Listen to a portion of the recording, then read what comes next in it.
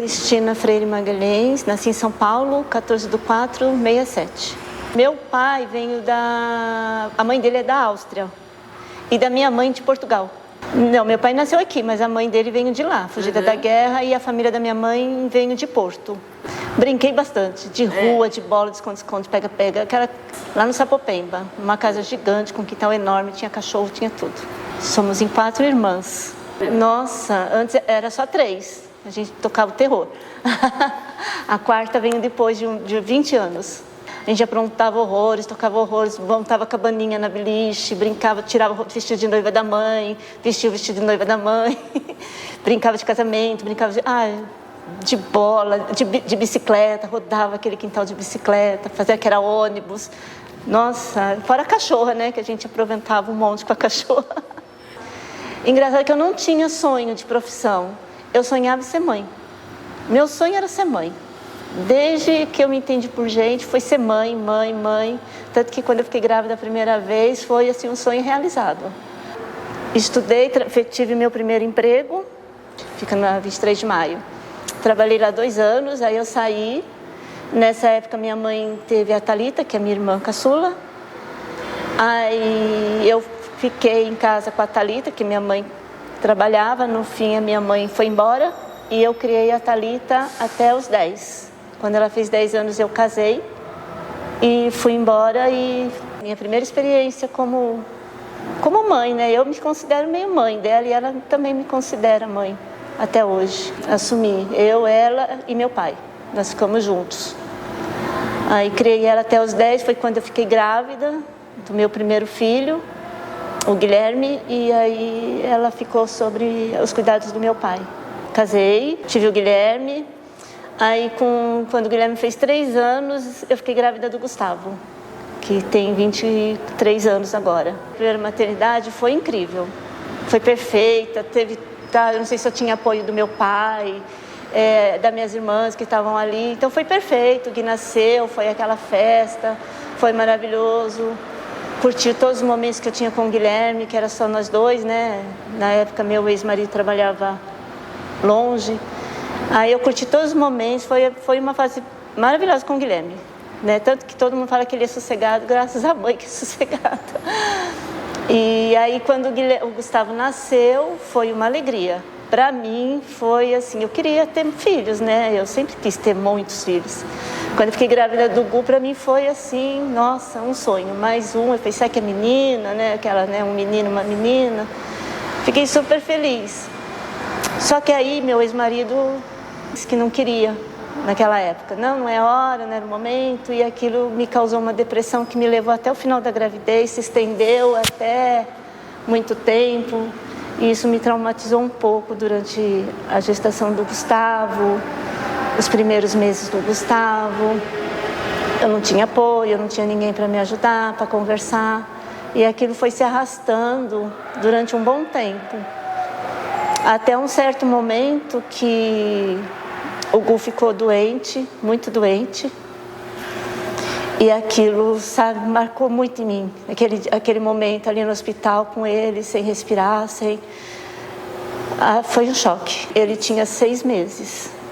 Naquele momento, ali no desespero, o Guilherme sentado assim do meu lado no banco, eu chorei e pedi para Deus salvar meu filho, que a partir daquele momento eu seria a melhor mãe do mundo para o Gustavo. Eu me dedicaria mais a ele, mais atenção, sairia daquela depressão que eu estava.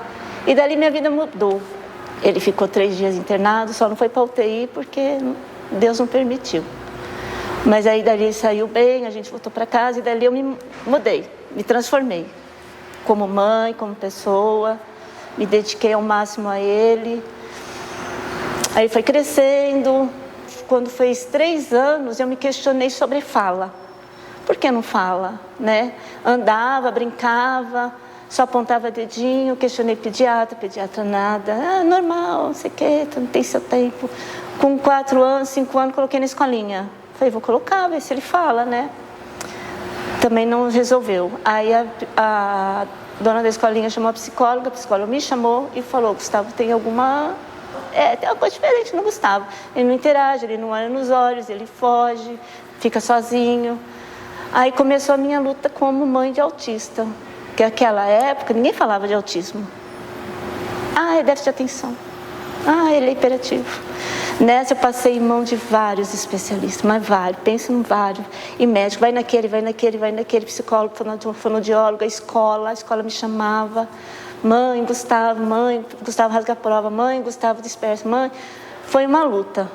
Até eu chegar nos...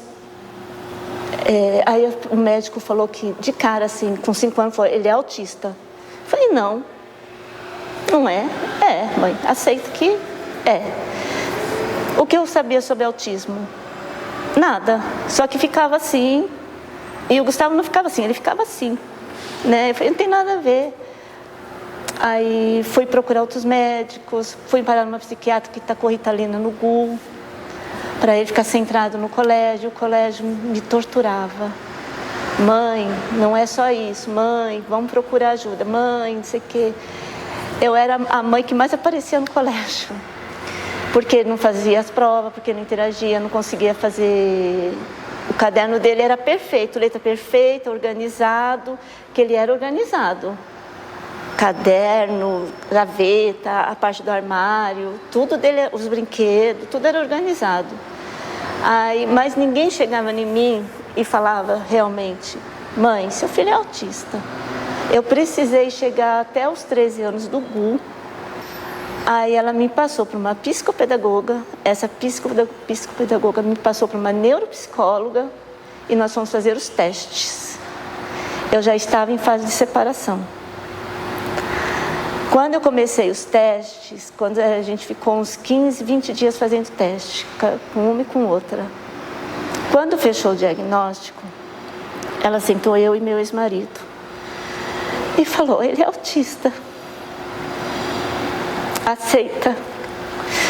Aí ela virou para o meu ex-marido, né, e falou assim, olha, ele tem na mãe, a mãe, a médica, a professora, a psicopedagoga, a fonoaudióloga, ele tem na mãe tudo, mas ele não tem pai. E o pai nunca se importou, na verdade. Nunca quis saber do Gustavo. O amor da vida dele era o Guilherme, sempre foi.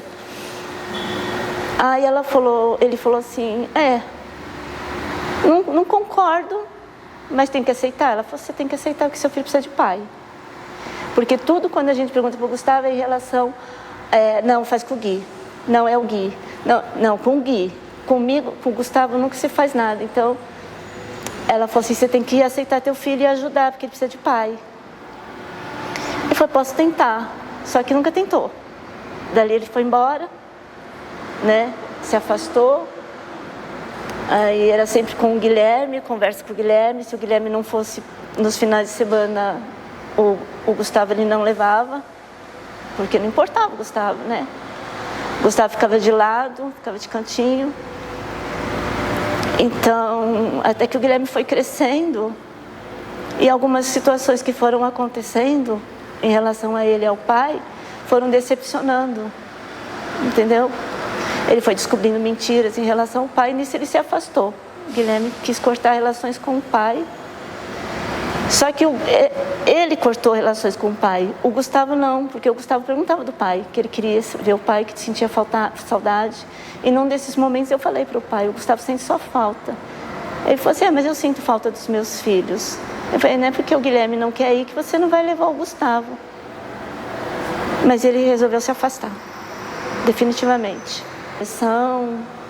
Tive que lidar com a depressão do Guilherme e com a minha, e com o Gu fazendo perguntas que eu não conseguia responder.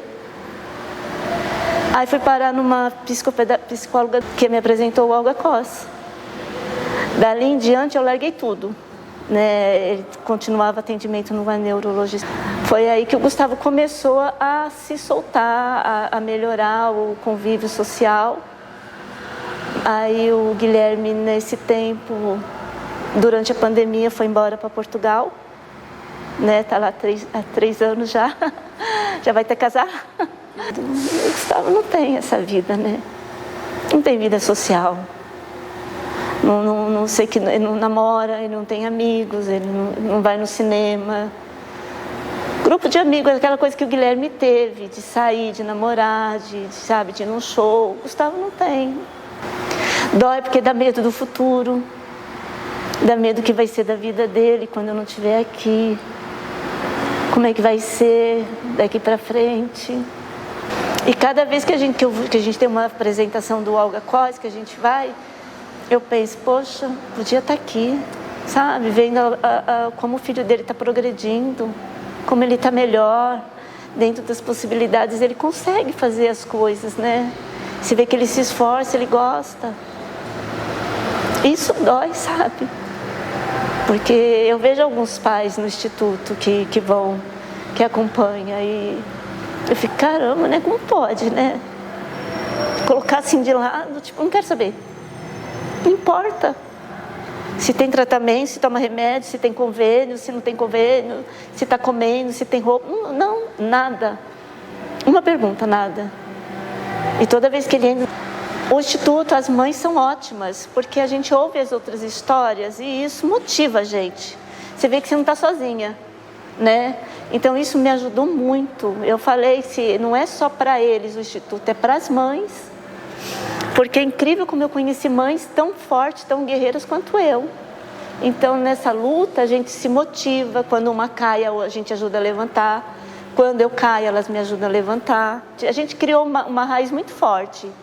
Eu com algumas mães aqui dentro, porque a gente está junto já tem 7 anos. O show do Ibirapuera e o show no Palácio dos Bandeirantes, que foi assim tremendo. A exposição do Famílias Inclusivas, que foi lindo, que a gente pintou quadro, que a gente foi lá na exposição, que a gente interagiu, e essa Vozes, que eu estou interagindo. Então aqui eu tenho o contato direto com ele, de tocar, quando eles pedem para a gente fazer algum exercício junto com eles, de olhar no olho, mais que ele fuja, eu fico, olha na mãe, olha para a mãe, de tocar nele, de pedir para ele me tocar. Essa oficina está sendo perfeita, nesse momento comigo com ele. Então eu procuro não sonhar muito, como eu vivo o dia, né? Quando a minha família, vamos viajar, aí eu já me animo. A gente sempre viaja no aniversário do Gustavo, já é um ritual. Porque hoje eu sei que eu tenho minha família. Minhas irmãs me dão muito apoio. Muito. E eu tenho o Guilherme. Mesmo ele estando longe, ele é uma conversa diária. Então dói menos. Eu queria muito ter certeza do amanhã. Me sentir segura, sabe? Eu não me sinto segura. Ainda não. Não sei se um dia eu vou me sentir segura. Então se eu cheguei até aqui, eu consigo qualquer coisa. Eu estou nesse momento, entendeu? Da minha vida.